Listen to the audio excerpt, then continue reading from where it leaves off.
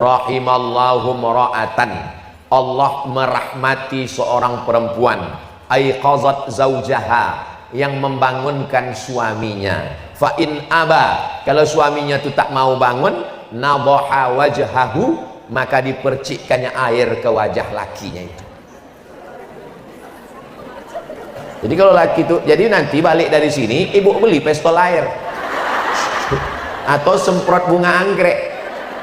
Bukan, ini kadang ada yang salah menerjemahkan hadis nih, nadhaha wajahahu, siramkanlah ke wajahnya.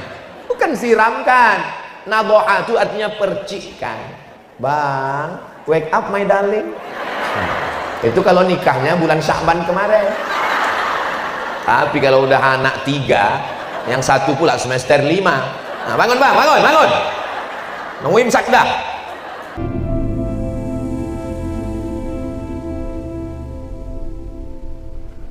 Makanya dalam Islam, yang dulu perempuan itu dihina, direndahkan, dijadikan sebagai barang jual beli, diwariskan. Begitu Islam datang, perempuan tak boleh dijual belikan, perempuan tak boleh diwariskan, malah perempuan mendapat harta warisan. Ini ibu-ibu ini dapat harta warisan semua, cuman syaratnya bapak itu meninggal.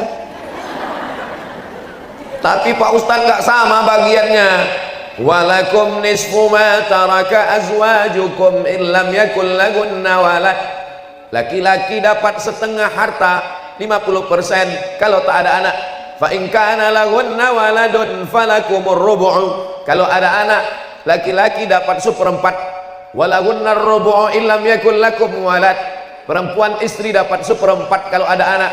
Kalau tak ada anak, fa in kana lakum waladun falahunnar sumunu. Tapi kalau ada anak, perempuan 1/8. Tuh buktinya kami dapat sedikit Pak Ustadz.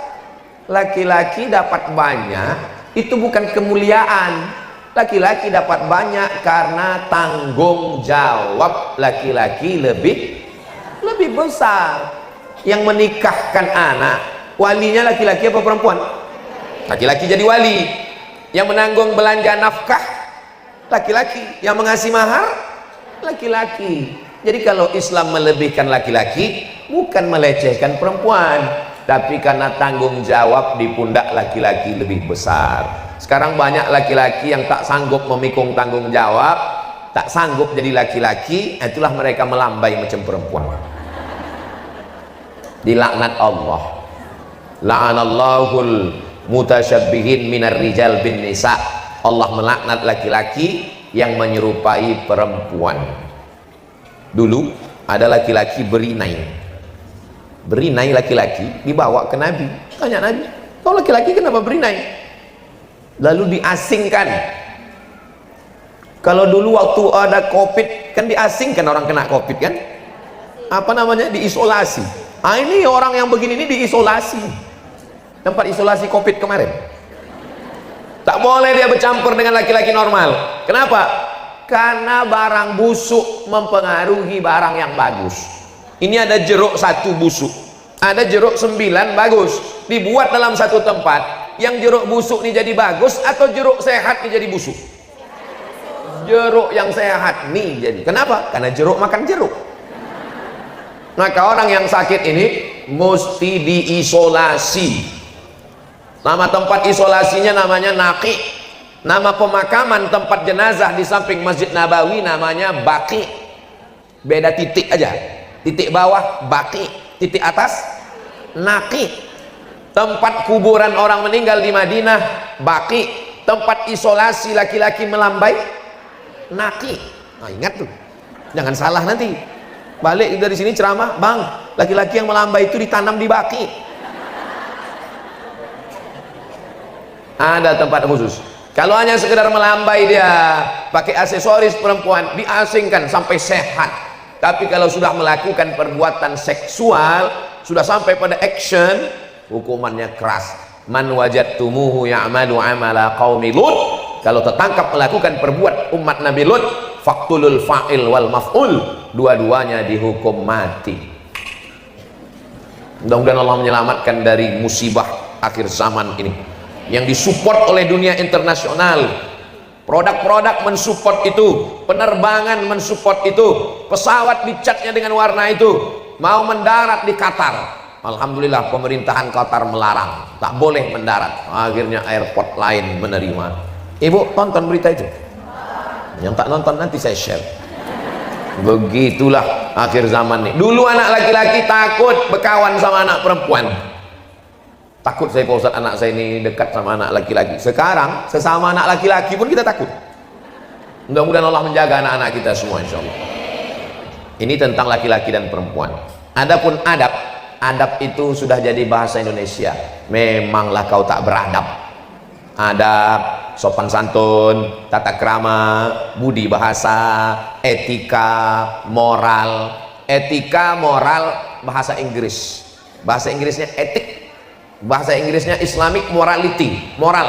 Sedangkan bahasa Arabnya adalah akhlakul karimah. Adab diambil dari kata makdubatun. Makdubatun artinya jamuan makan. Kenapa adab itu disebut jamuan makan? Karena biasanya kita kalau ngajak orang makan pasti beradab. Pak Ustaz, nanti kami mau undang Ustaz untuk makan di rumah, silakan makan. Kan beradab, lemah lembut. Mana ada orang makan. Mana mau kita makan? Oh begitu balik kita langsung. Memang tadi nampak saya enak makan ini, Bu. Tapi karena cara nyuruhnya gitu pulang saya langsung. Kalian silakan. Yang tak tahu malu silakan makan. Ya malu-malu. Anjing, tak tahu malu anjing. Harus balik kita mulai. Jadi makna adab itu diambil dari bahasa Arab. Ma'dubatun artinya sopan santun, tata krama, mengundang makan. Ada di tengahnya itu sambal, ada ikan gulai, ada sotong, ada cumi, ada manisan, ada dessert, ada kolang kaling, ada macam semua. Dalam Islam ada tata kramanya. Tak boleh kita tangani jauh-jauh. Makanlah apa yang dekat. Kul mimma yalik. Apa yang dekat itulah makan. Pas yang dekat itu sambal belacan.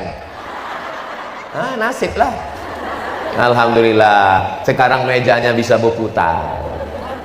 Berputar. Meja itu tak berputar Pak Ustaz. Yang di atas itu berputar. Asal diputar pas. Ini kan tengok. Putar sekali lagi kangkung. Bapak itu asal udang ke situ, asal cumi saja. Pindah ke meja lain. Bapak Ibu yang dimuliakan Allah, itu asal kata adab-adab. Mana yang lebih tinggi ilmu dengan adab? Al-adab fauqal ilmi. Lebih tinggi adab daripada ilmu. Ada budak ini pandai, cerdas, otaknya menangkap, ayatnya banyak, hadisnya banyak, hafalannya, tapi tak beradab. Ada yang satu nih hafalannya biasa aja, tapi beradab. Saya lebih mengutamakan orang beradab daripada berilmu. Makanya santri-santri yang mau dikeluarkan, Ustadz ini ada santri, saya tanya kenapa dia dikeluarkan? Karena tak mencapai target hafalan. Jangan keluarkan kalau karena hafalan, mungkin akalnya kurang mampu. Kalau otaknya kurang mampu, kita bawa ke Batam, kasih makan otak-otak. Kalau otak kurang menangkap bisa diperbaiki. Tapi kalau sudah kalah di adab, mencuri, cakap kasar, tak ada tata krama, sopan santun, nah ini tak bisa. Tak ada tawar menawar, tapi tetap ada SP1 surat peringatan, SP2, SP3, kelas khusus, tak juga mempan, apa boleh buat. Kalau diteruskan dia nanti bisa merusak buah-buah yang bagus, buah kotor nih mesti. Kalau sakit kaki orangnya tak dibunuh, tapi diamputasi. Yang buruk itu aja dipotong. Khuzma soba da'ma kadar. Ambil yang jernih, buang yang keruh. Nah ini adab-adab mau kita kaji lebih sempit lagi adab. Ini tak beretika ini. Etika itu dibuat manusia dan dia untuk waktu tertentu, untuk komunitas tertentu. Sedangkan adab itu umum dan dia datang dari Allah Subhanahu wa taala. Adab di Batam, adab di Mesir, adab di mana-mana sama. Kalau etika untuk komunitas tertentu, untuk waktu tertentu. Contohnya waktu saya naik pesawat kemarin, itu ada orang sangat beretika di pesawat. Silakan datang, kursinya nomor berapa, silakan duduk, itu seat beltnya belum dipasang. Bapak mau minum apa? Mau minum teh manis apa teh kelar apa teh pahit? Mau teh manis, teh pucuk, teh daun apa teh dahar? Mau teh pucuk, mau dipoci apa airnya panas atau suam-suam kufu atau hangat-hangat sehangat hati aku ke kamu. Mati lah kita. Di pesawat tuh dia sangat ramah, sangat baik. Begitu pesawat mendarat di Hang Nadim Airport, turun ke bawah berjumpa, hidungnya pun tak menyaut. Itu namanya etika, bukan adab. Karena memang begitu diterapkan oleh maskapai penerbangannya. Selama di atas itu memang dia mesti begitulah adab dia. Roknya mesti koyak. Memang udah begitu diatur. Ustaz kok tahu? Saya udah menunduk. Saya udah menunduk, saya udah berusaha menunduk. Saya ini kan ustaz. Saya udah menunduk, berusaha didekatinya pula. Pas berdiri di depan saya. Apakah Bapak Ibu bersedia untuk mengatakan iya? Katanya. Astagfirullahaladzim. Paksa saya bilang iya. Apakah yang duduk di sini bersedia untuk mengatakan iya? Iya, kata saya. Saya tak tahu apa maksud iya. Bapak dan Ibu ini sedang berada di kursi yang paling berbahaya. Kursi emergensi. Kalau nanti terjadi sesuatu, maukah membantu saya membuka pintu ini? Katanya. Kenapalah saya diletakkan di kursi ini? Rupanya kursi emergensi tempat saya itu. Kalau terjadi musibah, akulah mati duluan. Matilah duluan sama bidadari tadi. Apa namanya? Oh, pramugari. Saya tahu, cuma ngetes ibu-ibunya aja. Jadi itu bukan adab, itu namanya etika. Ada namanya kode etik jurnalistik, tak boleh menyebut nama orang, pakai inisial. Ada namanya kode etik penerbangan di pesawat, itu bukan adab. Sedangkan adab yang kita bahas ini adalah adab menyeluruh, mau di airport, mau di pesawat, mau di rumah. Ini adab yang dibawa oleh Nabi Muhammad sallallahu alaihi wasallam. Kita awali dulu dari adab waktu malam bangun sahur. Rahimallahu mara'atan, Allah merahmati seorang perempuan aiqazat zaujaha, yang membangunkan suaminya. Fa in aba, kalau suaminya itu tak mau bangun, nadhaha wajhahu, maka dipercikkannya air ke wajah lakinya itu. Jadi kalau laki itu, jadi nanti balik dari sini ibu beli pistol air atau semprot bunga anggrek. Bukan, ini kadang ada yang salah menerjemahkan hadis nih. Nadhaha wajahahu, siramkanlah ke wajahnya. Bukan siramkan. Nadhaha itu artinya percikkan. Bang, wake up my darling. Itu kalau nikahnya bulan Sya'ban kemarin. Tapi kalau udah anak 3, yang satu pula semester 5. Nah, bangun bang, bangun. Nunggu imsak dah. Tapi hadis ini dipotong Ustadz Somad supaya sesuai judul. Pangkal hadisnya itu rahimallahu mara'an aiqadha zaujahu. Beruntunglah orang mendapat rahmat Allah karena suami itu duluan membangunkan istrinya. Jadi aslinya suami itu duluan membangunkan istrinya. Tapi kalau tidak, ibu membangunkan suami, dapat pahala yang sama. Itulah untungnya kalau suaminya sama ngaji, sama ustadznya. Kalau tak sama, nanti begitu dibangunkan, surga kau untuk kau, urus saja surga kau, jangan urus urusan. Aku mau masuk neraka mau apa, bukan urusan kau. Surga kau di sini letaknya. Ini penting. Nah, walaupun bapak itu tak datang, tapi saya yakin dia sedang menonton streaming ini. Mungkin dia sedang sibuk, nanti pulang dia akan bisa menonton ulangnya di channel Ustadz Abdul Somad Official. Subscribe, like, share, and comment. Jadi adab seorang istri membangunkan suaminya, sampai kalau dia susah bangunnya. Ada model laki-laki itu susah bangun, payah membedakan antara tidur sama sakaratul maut.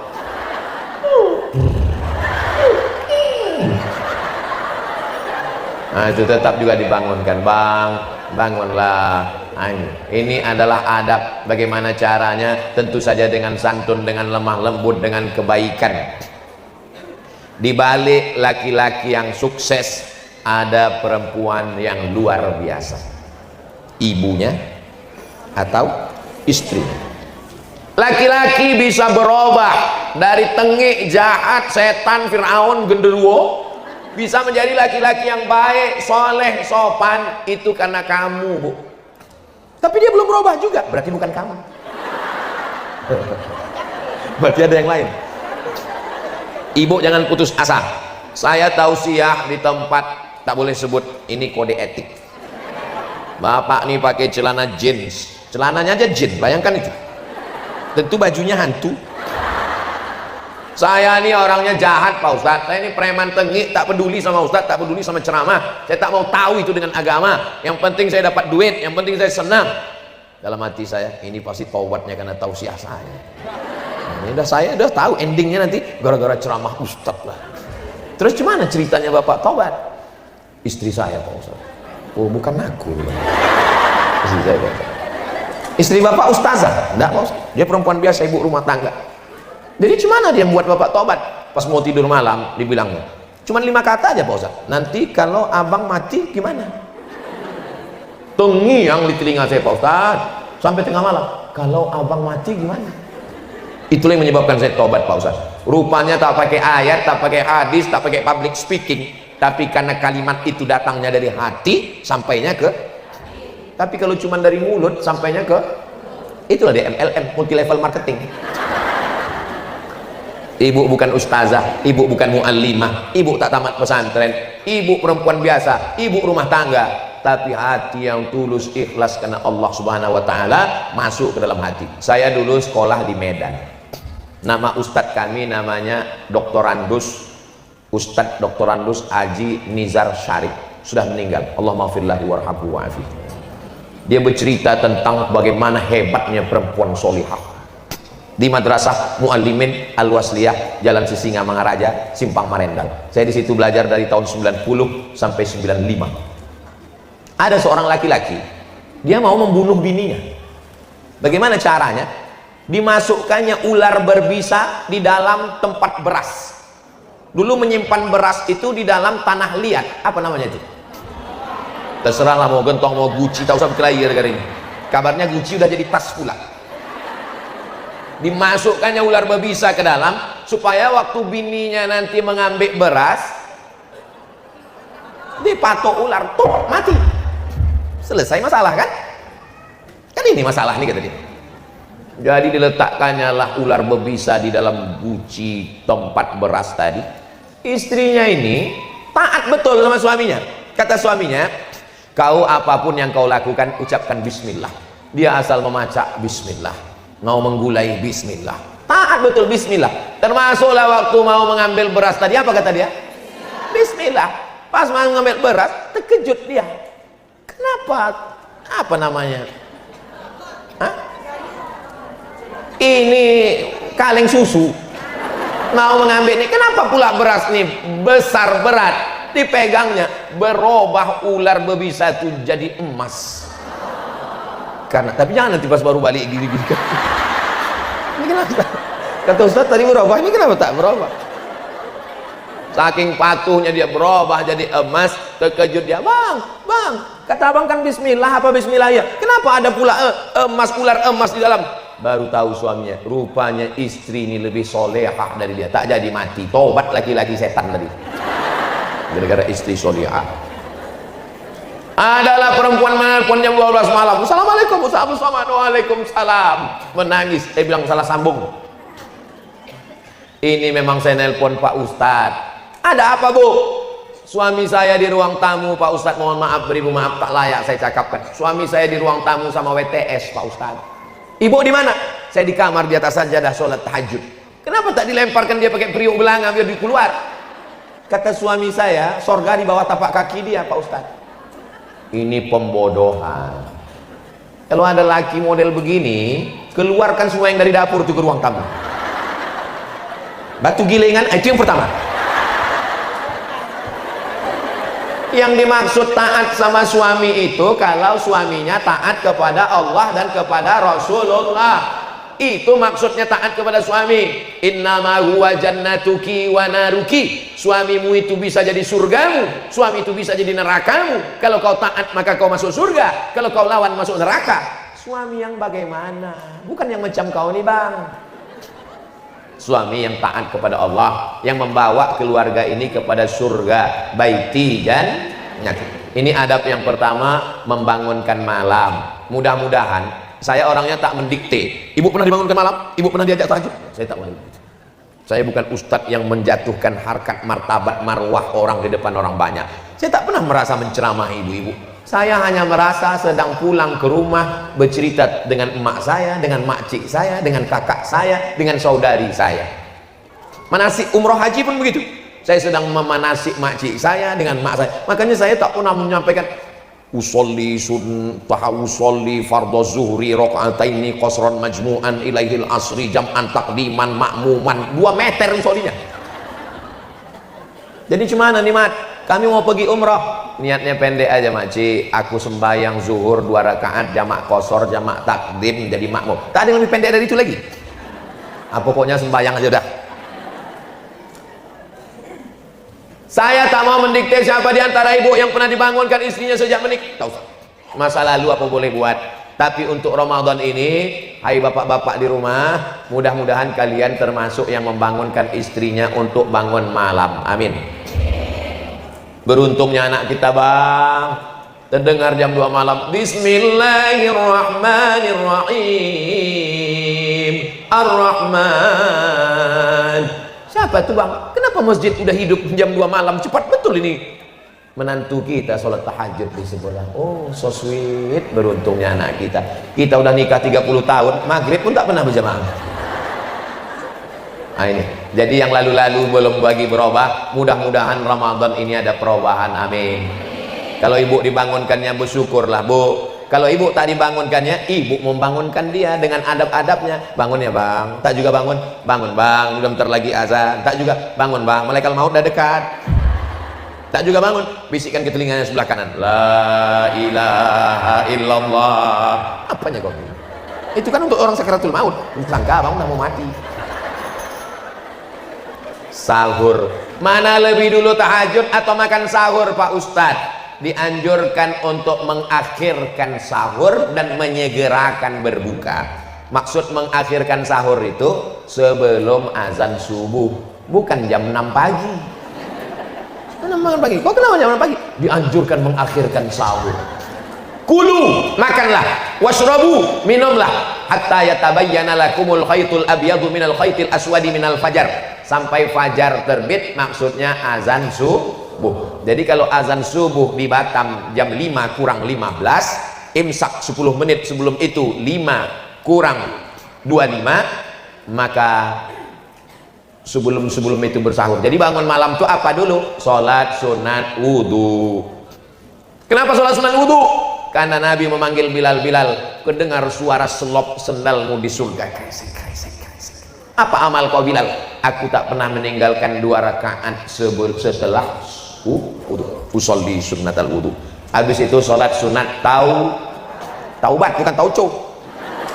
Ini mentang-mentang mau puasa nih kuliner. Saya sudah dapat tadi WhatsApp, tak siapa yang mengirim menu buka puasa 30 hari. Bagus apa tak bagus? Bagus. Ini kan santapan jasmani, tapi rohani ini jauh lebih penting. Karena dalam lagu bahasa bangsa Indonesia, bangunlah jiwanya, bangunlah perutnya. Bagaimana mau jiwa bangun kalau makan tak sehat? Lalu kemudian sholat sunat tahajud, ini adab-adab. Bagusnya berjamaah. Tapi suami saya Pak Ustadz, suaranya tak bagus. Dia kalau jadi imam sir. Tak usah ibu mengamuk gara-gara itu. Itulah beruntungnya ibu sendiri. Itu suaminya kalau sholat tahajud tuh bersuara. Ini abang tak berbunyi. Kebetulan takdir ibu dapat imam silent. Allahu Akbar. Allahu Akbar. Asal berbunyi Allahu Akbarnya jadilah. Daripada laki orang sebelah mabuk sakau, daripada laki orang sebelah dilarikan pelakor. Begitu caranya. Oh tapi kalau masalah akhirat itu kan kita tengok yang paling bagus Pak Ustadz. Dia menengok yang paling bagus. Kalau dia ibu repeti juga, dia baru tobat kemarin. Tak jadilah aku tobat kata dia.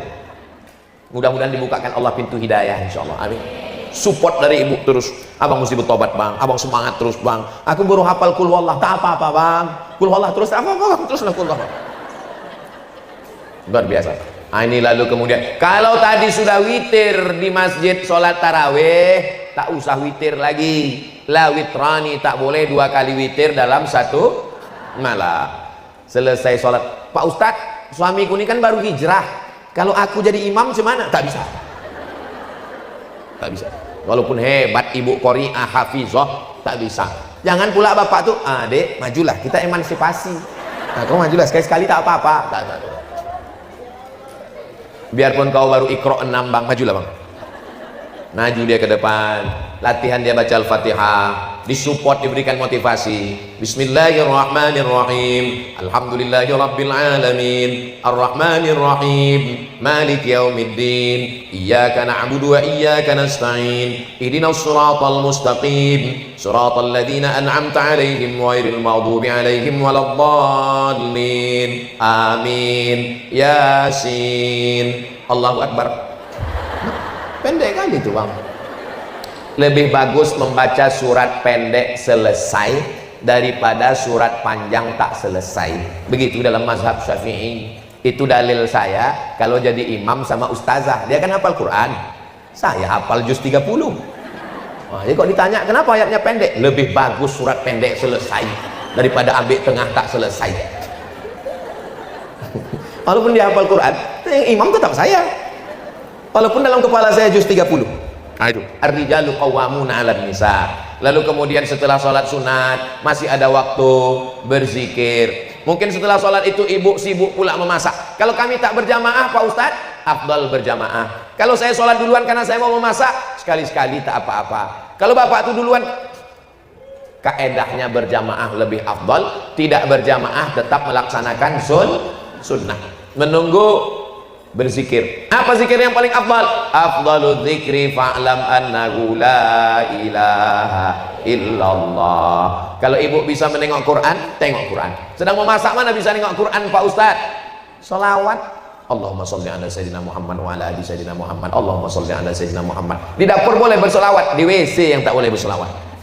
Membaca doanya pun sebelum masuk kaki kiri. Allahumma inni a'udzubika minal khubuthi wal khaba'ith.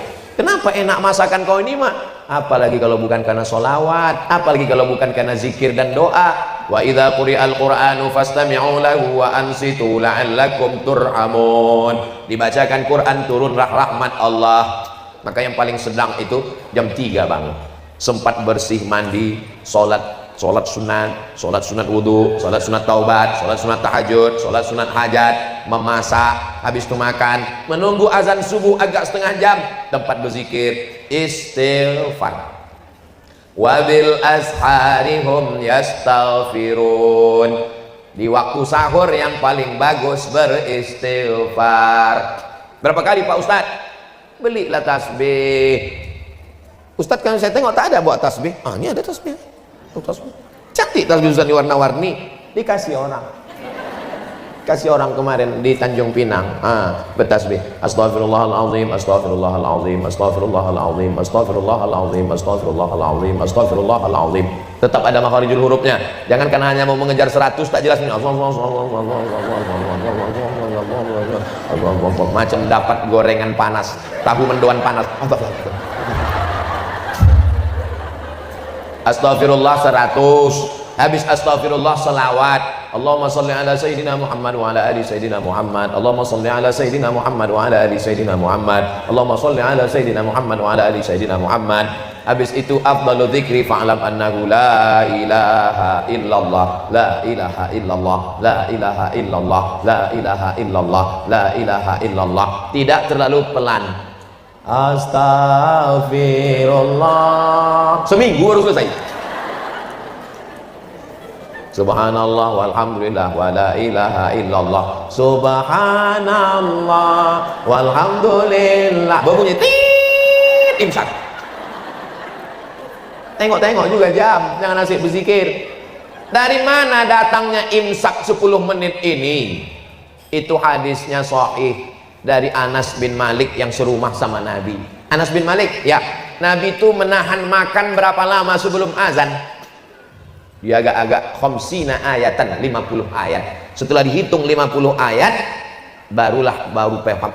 Rupanya 50 ayat ini kalau dibaca tak terlalu cepat, tak terlalu pelan, 10 menit. Itulah dasar imsak. Imsak tak ada di Maroko. 2 kali saya Ramadan di Maroko tak ada imsak. Kami makan aja terus, makan. Allahu Akbar, Allahu Akbar. Assalamualaikum Ustaz. Waalaikumsalam. Kalau mulut kita berisi nasi, iya, terdengar azan gimana? kata Ustaz tuh selesaikan secepatnya, batal puasa. Orang yang menelan ketika azan sudah berkumandang, batal puasanya. Tapi pastikan itu azan Dumai, azan Batam, azan Pekanbaru, azan kota kita, bukan azan Jakarta, azan handphone. Memang asli azan. Tapi ada ustadz yang mengatakan kalau mulut berisi air, berisi makanan, semua kemandang azan, telan aja. Itu ceritanya panjang. Ceritanya begini, zaman dulu orang itu azan sebelum masuk waktu. Masuk waktunya pas pada kalimat hayya 'alas shalah. Allahu akbar, Allahu akbar, belum masuk waktu. Dia agak-agak masuknya waktu pas hayya 'alas shalah. Hayya 'alas shalah, baru masuk waktu. Itulah maka ada ulama yang mengatakan kalau kau dengar Allahu akbar, telanlah karena belum masuk. Tapi sekarang di Batam, di Jakarta, di Pekanbaru, di Kuala Lumpur, di Johor, semua muazin mengumandangkan A itu setelah masuk. Jangan telan. Kalau ditelan batal puasa. Kalau tetelan Pak Ustaz, ini menanya apa menawar? Maka paling bagus imsak. Imsak itu adab bagus. Kenapa? Kalau sudah terdengar suara sirine, gosok gigi, berhenti makan, berzikir istighfar, tidak akan ada was-was. Setan berbisik, puasa kau batal, puasa kau batal, puasa kau batal. Aku tak ada makan. Memang kau tak makan, tapi daging tersangkut tadi kau senggol-senggol. Puasa kau batal, puasa kau batal, puasa kau batal. Aku tak ada minum. Memang kau tak ada minum, tapi rasa jeruk tadi ada kau cicipi sikit kan? Maka mazhab Syafi'i itu tingkat kehati-hatiannya tinggi, ihtiyat namanya. Maka gosok gigi bersih. Tapi kalau bangunnya pas suara sirine imsak, baru bangun, jangan sampai tak sahur. Pergi ke dapur, ambil makan daging semuanya, ayam, gonggong jangan lupa, masukkan sambal belacan, blender lah, ambil pipet 3. Nah itu sama kodin alim. Karena sirine itu bukan lampu merah, itu lampu kuning. Tapi tetap 5 menit, 7 menit, 3 menit sebelum azan bersih semua, supaya jangan ada syak. Karena setan masuknya dari pintu syak, ragu. Adab. Setelah itu kemana lagi? Ke masjid. Tapi kami perempuan Pak Ustaz, perempuan katanya lebih bagus sholat di dalam rumah, lebih masuk di dalam ruangan, lebih bagus di dalam kamar. Itu kalau terjadi fitnah. Adapun di Batam ini, kalau ibu ke masjid, ada tentara Israel menangkap. Kan tak ada. Kita mayoritas aman, terang benderang, suami ikut. Ada pula pengajian habis subuh, menunggu waktu terbit matahari, sholat sunat isyraq. Maka ibu tetap ke masjid. Adab-adab masjid dijaga. Datanglah ustaz, kakak kelas saya di Mesir. Mat, kata dia, ya bang, patutlah perempuan ini tak boleh ke masjid. Kenapa gitu bang? Aku tadi dari masjid, terus tak ada orang, kosong, belum datang jamaah. Terus dari balik tirai itu hampir aku melompat, tuh dengarku suara, patutlah perempuan ini dilarang ke masjid.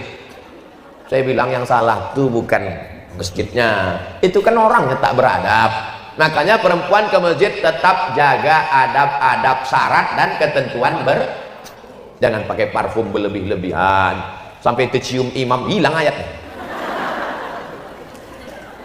Jangan pakai celana sempit. Ini banyak juga nih kadang anak-anak gadis ini ke masjid memang pakai telekung tapi pakai lijing. Banyaklah atuk-atuk masuk paret nengok itu. Jangan sampai bicara aib di situ. Asal udah sampai ke masjid, mencari besti. Mana besti? Anda sudah dekat. Assalamualaikum warahmatullahi wabarakatuh. Betul. Dia tak tahu CCTV. Hindari dekat orang yang terlalu akrab. Kalau ada dia sana awak sini. Kenapa? Karena kalau sudah dekat orang akrab ini lupa dunia, seakan-akan dia berdua aja dalam masjid itu. Hindari pakai pakaian yang norak. Kan ada rasa kita berpakaian ini. Dipakailah telekung yang bunga, semua ada bunga situ. Macam karangan ucapan selamat nikah belakang. Bunga mawar, bunga melati, bunga tai ayam, ada semua. Sampai orang yang di belakang mau menengok pun, di mana dia membelinya? Berapalah harganya? Jangan berlebih-lebihan. Kul makanlah, washrab minumlah, walbas berpakaianlah, min ghairi sarafin, jangan berlebih-lebihan, wala makhilatin, bukan untuk sombong-sombongan. Begitu pakaian dalam Islam. Tapi bukan berarti ibu-ibu yang udah pakai seragam nih lalu, ini ustaz ini menyindir kami, enggak. Saya Katanya ustadz yang tak pandai sindir menyindir. Ibu yang punya sudah seragam bagus, yang belum lunas mudah-mudahan segera lunas. Lalu kemudian adab ke masjid dijaga. Macam mana membawa anak Pak Ustadz? Kalau anak ini sudah mumayyiz, sudah bisa menerima perintah dan larangan, bawalah. Ribut dia, diam dia, bawalah. Tapi ketika kalau anak saya belum, anak saya itu kalau diginikan, diginikannya pula saya. Ya. Kau di rumah aja lah. Tapi kalau ada yang menjaga, bawalah pojok, jangan terganggu orang sholat. Ini untuk menjaga kemaslahatan bersama. Tapi jangan semua anak-anak dilarang. Di Masjid Agung An-Nur Pekanbaru, waktu dulu saya tausiah, itu di belakang dibuatkan satu shop anak-anak.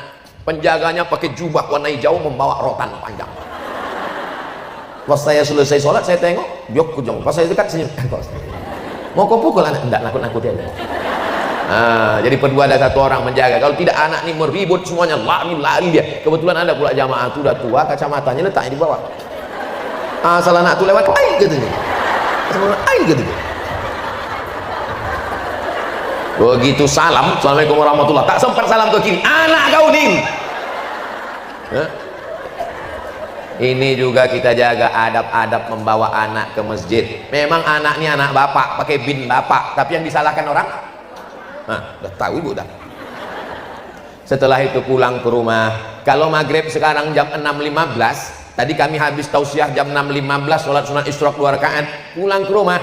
Jangan alaskan mau masuk kantor, mau kerja, takut macet dan lain sebagainya. Dalam hati, lubuk hati kita tahu kita ini sedang mengada-ngada. Padahal balik ke rumah 6.30, masih sempat lagi bersiap-siap. Lalu kemudian berangkatlah suami. Kalau kebetulan ibu wanita karir, jaga adab-adab. La yakhluwanna rajulun ma'amra'atin illa ma'azi mahramin. Jangan sampai berdua-duaan di kantor dengan orang tak mahram. Tak apa-apa Pak Ustadz, udah macam abang saya, udah macam pakcik saya, udah macam kakak saya. Berawal dari macam, berakhir dengan macam-macam. Setan kan dibelenggu Pak Ustadz.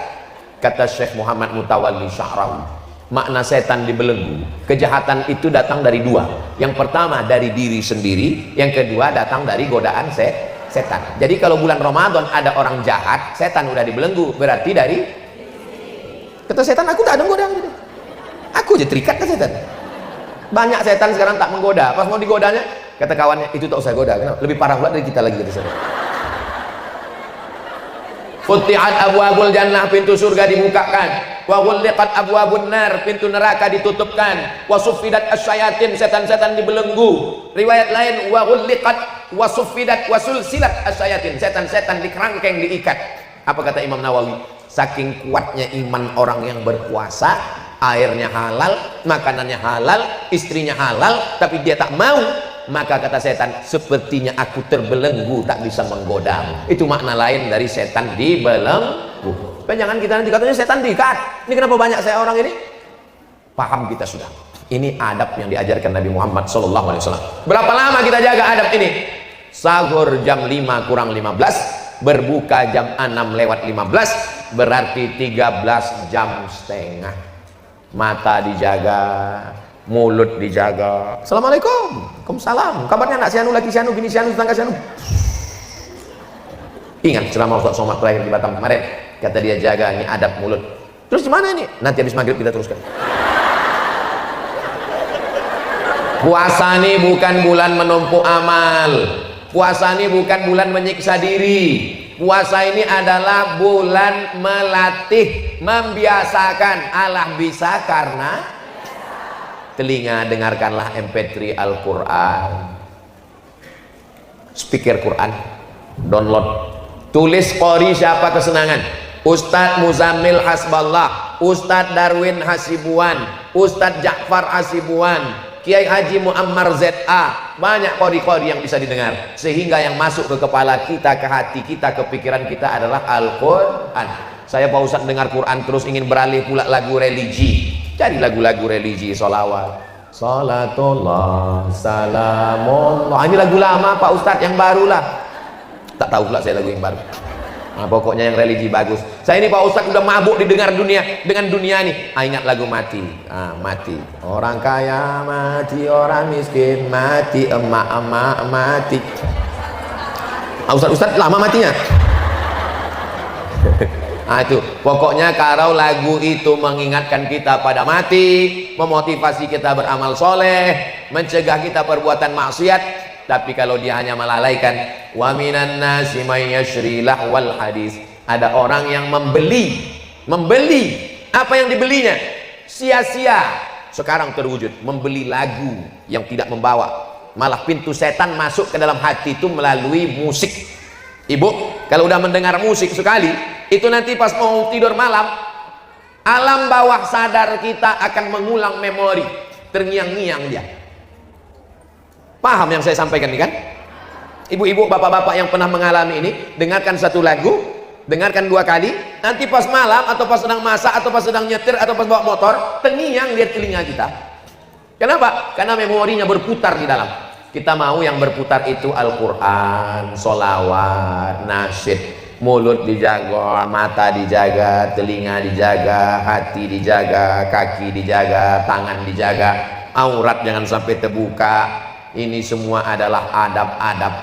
Menjadi perempuan Islam itu lebih berat Pak Ustadz. Jilbabnya mesti panjang, auratnya mesti tertutup, sopan santun tata krama.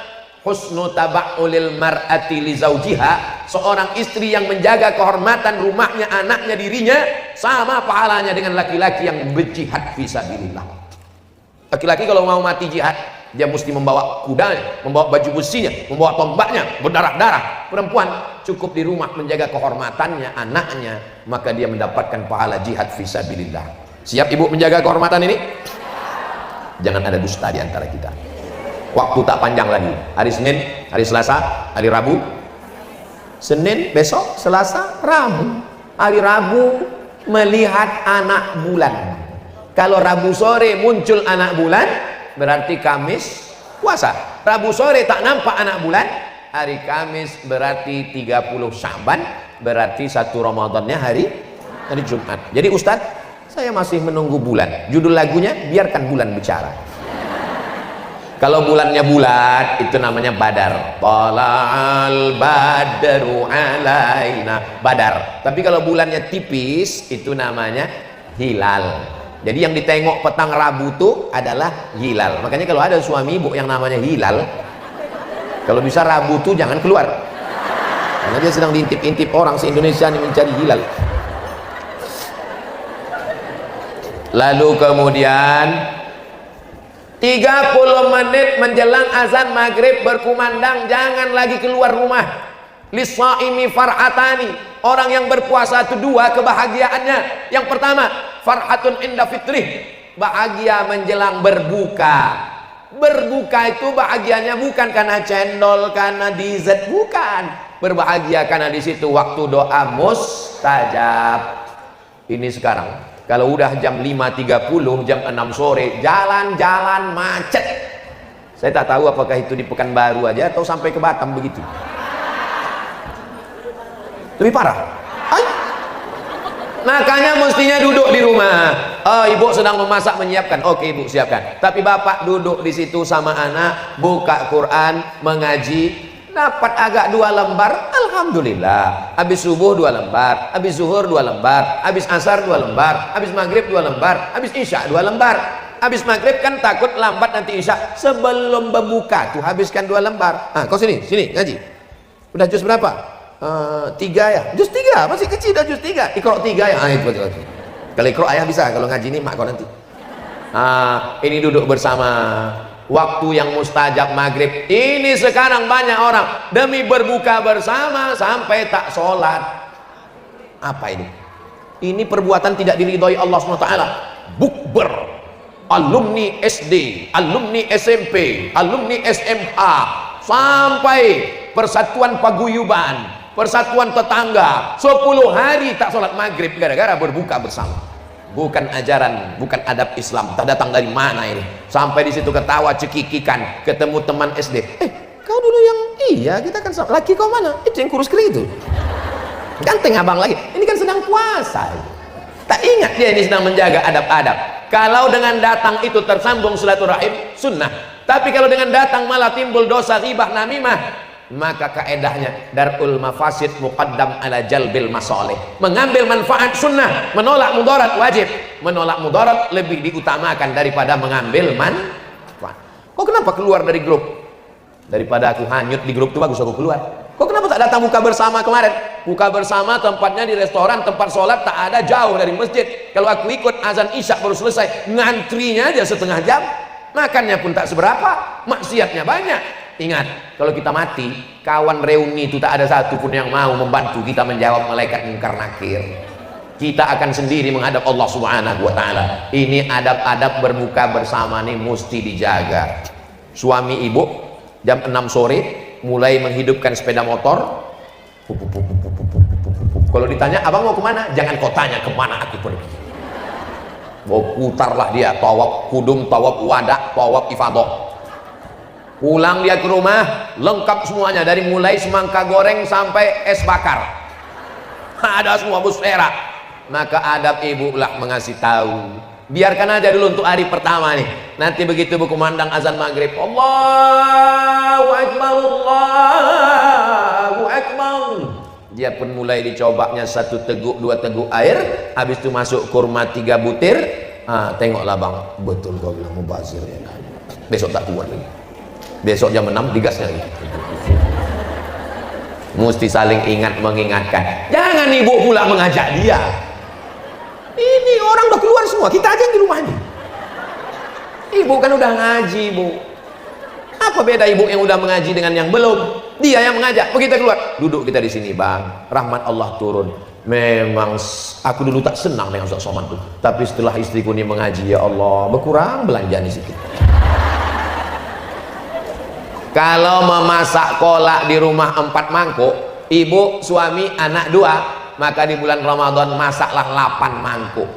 Untuk siapa yang 4 lagi nih Pak Ustadz? Antarkan anak yatim, fakir miskin, doa Pak mahasiswa di masjid, anak merantau, ibnu sabil, antarkan. Mengantar makanan tuh adabnya sebelum berbuka. Bukan kolak tuh lewat di sini jam 6.15, lewat di leher dia jam 12.15. Udah tak lalu lagi udah. Napas tuh udah setengah napasku pergi. Di sini udah. Kalau bengang ada nampak pisang di dalam. Udah tak lalu lagi. Pergi antarkan ke sana, antarkan ke sana. Dimakan anak yatim itulah kolak jam 11 malam. Masa makan aja lah nak, sedekah orang. Makan jam 12, jam 1 meninggal. Berdosa kita semua. Masuk dalam pendusta agama. Ara'aital ladzi yukadzibu biddin fadzalikal ladzi yad'ul. Jangan siapkan suami bu es banyak-banyak, karena tenggorokannya kering. Tenggorokan yang kering macam knalpot sepeda motor, siramkan es, mengelupas dia, karena panas bercampur dengan dingin ekstrim. Makanya jam-jam 1 siang masukkan kurma dibelah-belah, disiram air panas atau susu, biarkan dia minuman kesukaan Nabi Shallallahu Alaihi Wasallam. Di Maroko, di Mesir begitu, belah-belahkan kurma kering, masukkan ke dalam gelas, siramkan air panas atau susu, nanti bercampur dia selama 6 jam. Tapi jangan campur kismis dengan itu, bisa nanti dia menjadi khamar, na'udzubillah, kalau bisa berhari-hari. Dilarang mencampur kalau niatnya untuk mabuk. Tapi kalau untuk makanan sebagian ulama membolehkan, lalu kemudian diminum, itu sehat, karena kita disuruh yang manis-manis.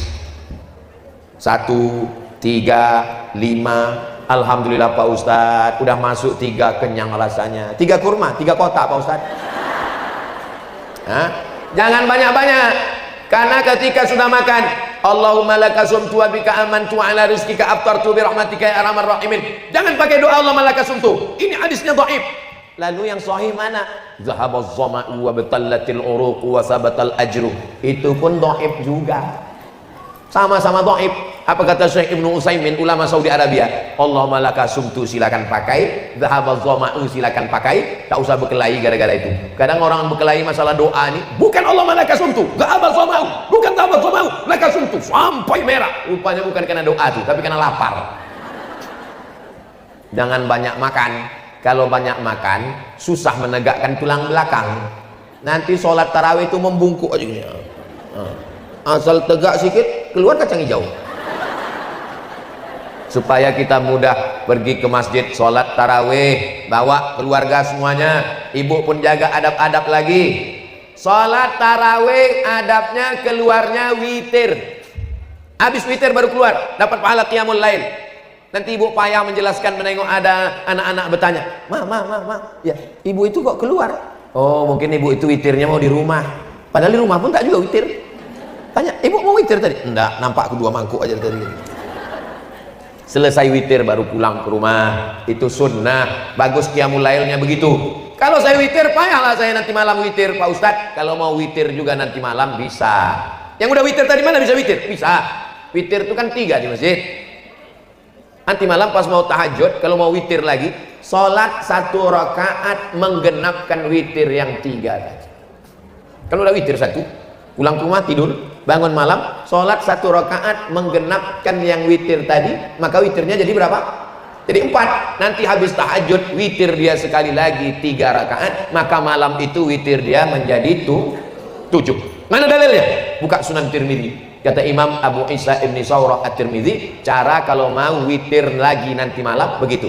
Tapi kalau saya, asal udah witir saya di masjid, bangun malam, sholat sunat wudhu, sholat sunat taubat, sholat sunat tahajud, sholat sunat hajat, saya tak witir lagi. Tapi yang ini saya sampaikan, mana tahu ada suami ibu yang imam atau ibu mau buat, maka begitu caranya. Sudah saya urutkan dari mulai awal hari sampai siang, sampai petang, sampai berbuka, sampai malam, sampai tidur lagi. Itulah beberapa adab-adab ibadah sunnah-sunnah. Mudah-mudahan kita bisa melaksanakannya sehingga dapat kita keberkahan Ramadan tahun ini, insya Allah. Tadi jam 9:30, sekarang jam 10:30 lewat 10. Sudah 70 menit saya bicara. Nanti kita lanjutkan dengan tanya jawab. Jangan kemana-mana, kita teruskan setelah yang satu ini. Assalamualaikum warahmatullahi wabarakatuh.